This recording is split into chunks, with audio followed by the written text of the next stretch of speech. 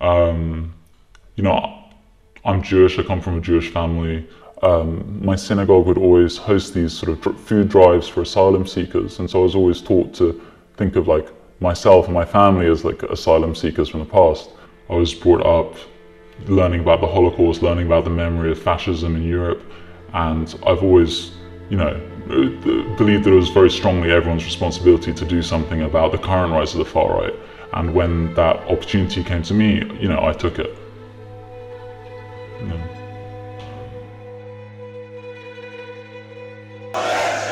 Génération Identitaire, or GI, is a youth movement. Identitarianism is a far-right political ideology. It kind of traces its roots roughly back to the late 60s, 1968 in France, and there was a far-right movement called the Nouvelle Droite. The main big thinkers are people like de Benoit, Gilliam Fay. I mean the clash of civilization, according to Samuel. The far-right ideology that argued for what they called metapolitics, right, which was about not engaging in elections, not trying to win votes, but to try and change the nature of society. They demand that people get active, right? They say either get active or be replaced. So I spent 5 months in Generation Identity. If they're saying to people, if you don't do something right now, you and your family will disappear, and your heritage and your traditions will all disappear. Now, for some people, getting active in Generation Identity has meant dropping a banner from a mosque. It's meant going on a street demonstration, or it's meant making a YouTube video or putting out a podcast. But for some people, that ultimatum is so extreme, they pick up a gun. Showing up at a Walmart on a busy Saturday morning, these surveillance images this evening obtained by KTSM showing the suspect armed with an assault-style rifle. Families then diving for cover from the gunfire that was relentless inside that store. 28-year-old Brenton Tarrant wasn't on any security watch list. He didn't enter a plea and is due to appear. Generation Identity was set up in about 2012 in France as a youth movement that was part of a broader identitarian movement. Pledging to reconquer France from what it sees as the Arab and African enemy. This identitarian movement is now active in over 20 countries, in 22, 23 countries.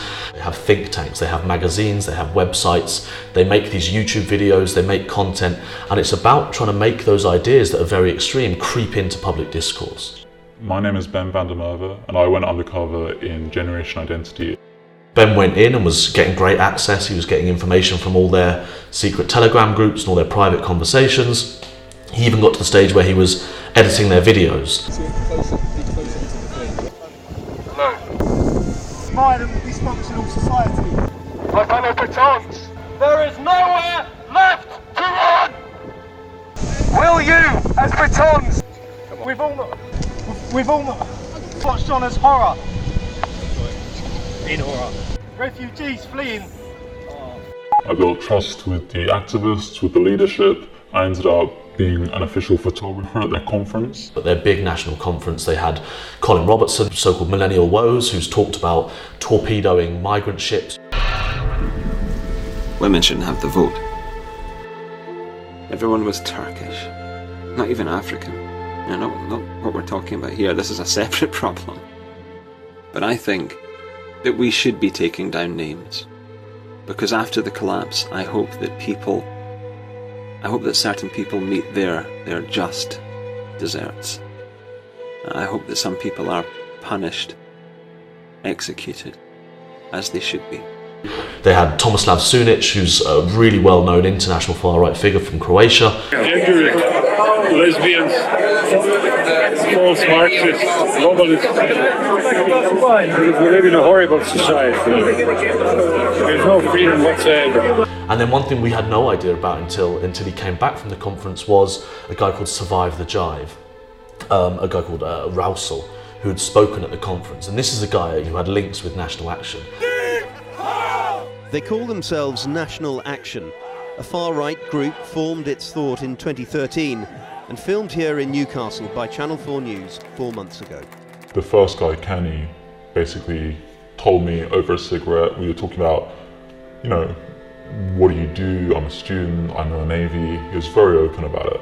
And then later in the night, as we sort of drank outside the pub, we got talking in more detail. We got talking about how he got involved in GI, the fact that someone else in GI was serving on his base and had recruited him. The fact that his base is full of people with similar ideas, he said. The officers are extremely racist, he told me. At some point later in the night, after a few pints, I asked him what specifically was his role. And he said he was moving up to Scotland to take up a new role, which is where they keep the Trident nuclear weapons and the submarines that carry them through the Atlantic. I mean, he was saying that they knew, his officers knew that he was in Generation Identity. He said they just didn't care.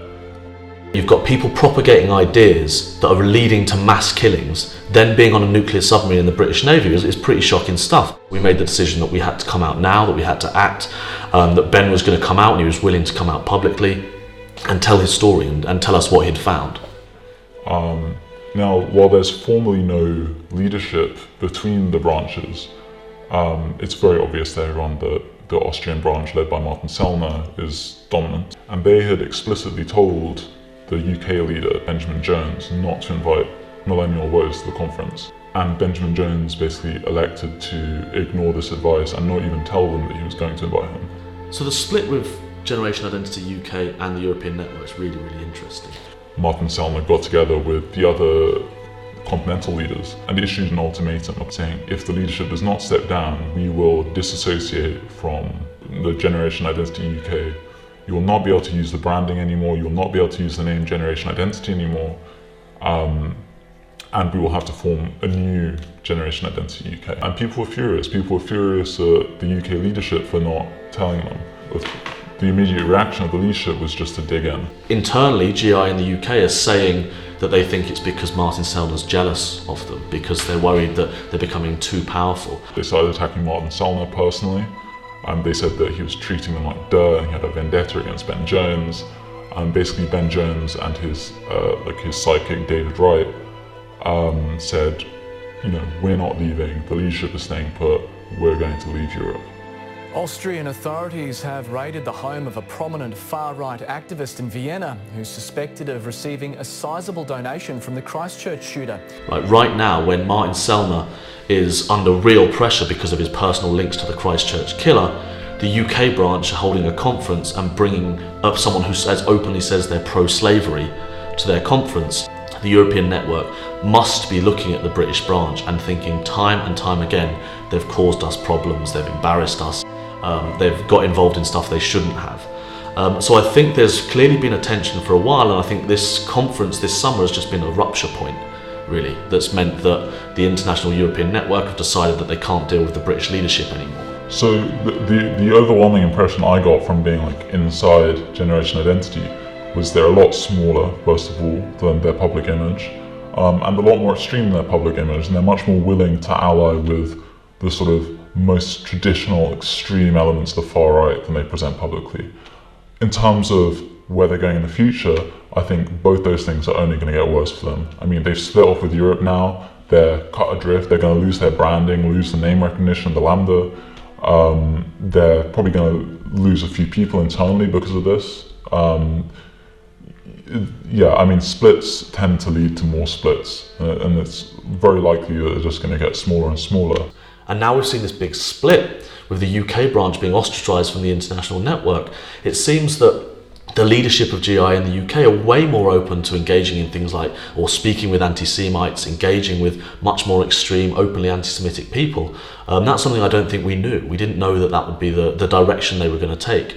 And I think it's given us a much clearer understanding of their trajectory. I think they're going to continue to be small. I think they may even be even smaller, and I think they'll be increasingly isolated, but they are seeming to be open to much more extreme elements, and that's something we're going to have to watch really, really closely. And it's our job as people like Hope Not Hate, or journalists generally, is to find out that truth and tell the world about it, so that other people that might be interested in this sort of politics turn around and say, actually, this is way too extreme for me, this is unacceptable. Because what we can't allow them to do is get away with it, so that they can bring in young people, radicalise them, and become this kind of conveyor belt for young people, get involved in GI and get involved in really, really extreme politics. We have to break that. We have to get in there and tell people the truth about them.